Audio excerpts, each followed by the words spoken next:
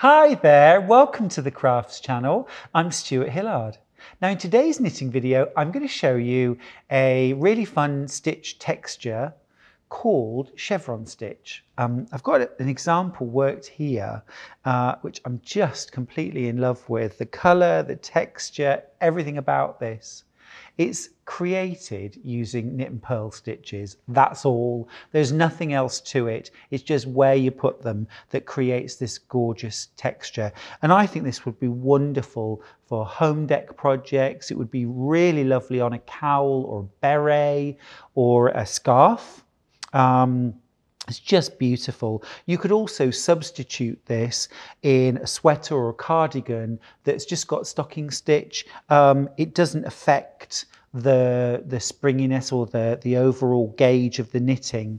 So you could easily substitute that for stocking stitch in another pattern. So let me show you how to get started. You want to cast on a multiple of 8 stitches, okay?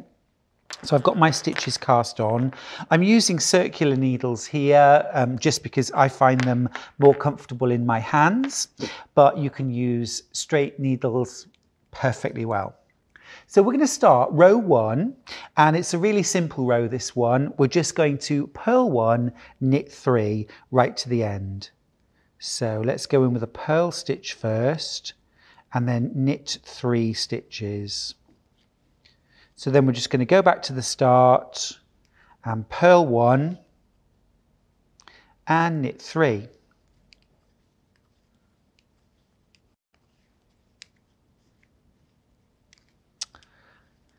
This is a pattern that doesn't lend itself to memorization.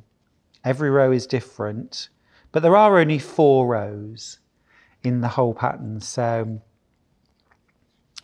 we're there, we're at the end already. Knit 3 to finish.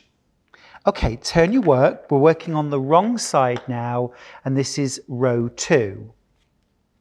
So we're going to start with knit 1, and then we're going to purl 5 stitches.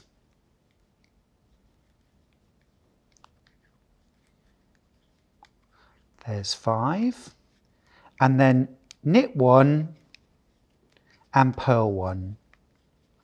And that's our repeat. So we're going to go back now, knit 1, purl 5, and then knit 1, purl 1. And just keep repeating that across the whole row. Don't worry about trying to remember or write down the pattern. Don't forget, we always put a stitch guide in the description box. You can just click on that link and print off your little stitch guide for the chevron stitch. Okay, so we've worked the first 2 rows. We're on to row 3 now. So we're going to start by knitting 2 stitches. And then we're going to purl 1, knit 3 stitches, purl 1 and knit 1. So that's our repeat for this row. I can't remember it either, don't worry. So we finished with a knit stitch, but we're carrying on with a knit stitch. So do keep your yarn at the back. So same again then, knit 2 and purl 1, knit 3, purl 1 and knit 1. So that's our 3rd row. 4th and final row now. We're going to start with purl 2. Then we're going to knit 1, purl 1, knit 1 and purl 3.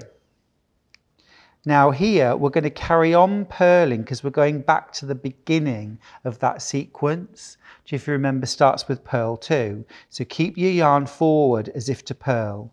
So purl 2, knit 1, purl 1, knit 1 and then purl 3.